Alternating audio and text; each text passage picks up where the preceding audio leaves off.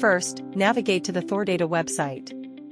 If you already have an account, click Login to sign in. If you haven't registered yet, click the Start Free Trial button next to it to sign up and access our free residential proxy trial.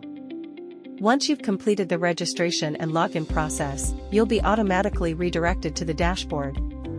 On the left-hand menu, select Residential Proxies. Then click the Whitelist tab at the top.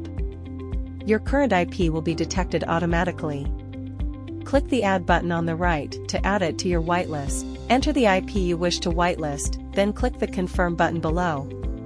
Next, click the Endpoint Generator tab at the top and select Whitelist IPs. Choose the country for which you want to extract IPs, and then select a session type.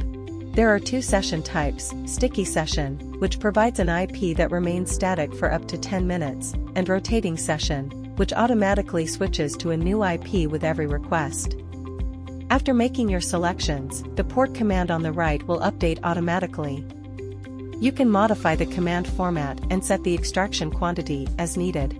Finally, click the Copy button below to paste the command into your workflow.